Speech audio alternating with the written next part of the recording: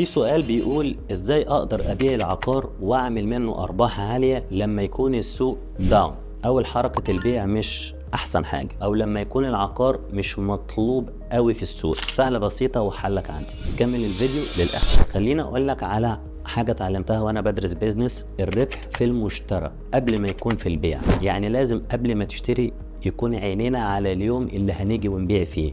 إدارة المشتريات في أي مصنع أو أي شركة بيكون عليها مسؤولية كبيرة جدا، عشان بدورها هي اللي بتوفر في تكلفة الإنتاج، وبالتبعية هتأثر في سعر بيع المنتج، اللي بالتبعية هيأثر في عدد الوحدات المباعة، اللي بالتبعية هتزود الأرباح، وهيكون للمنتج قدرة على المنافسة في السوق عشان يبيع أكتر وبالتالي أرباح أكتر. وعشان كده لازم تاخد كل الاعتبارات نفسها وانت بتشتري عقار بغرض الاستثمار، عشان ما تشتريش بالغالي وتقعد منتظر كتير على ما أسعار السوق تصحح نفسها ويكون الوقت المناسب للبيع اتأخر علينا كتير. وأكون محدد وعارف أنا ممكن أبيع إمتى. وأنا بشتري لازم أختار العقار اللي هيكون في بيعه مش صعب أو محتاج وقت كتير. هو مفيش شيء في بيعه بيكون سهل غير لما تكون حارق سعره وبتبيع أقل من سعر السوق، بس هي دي الحالة اللي البيع بيكون فيها سهل وسهل جدا كمان. فعشان كده رقم 1: اختار كويس وانت بتشتري.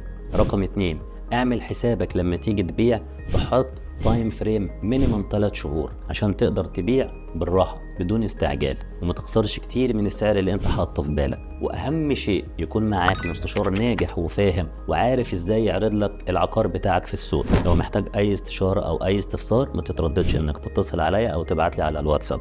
اللايك والفولو، اعمل سيف للفيديو عشان يوصلك كل الفيديوهات الجديدة. مع السلامة.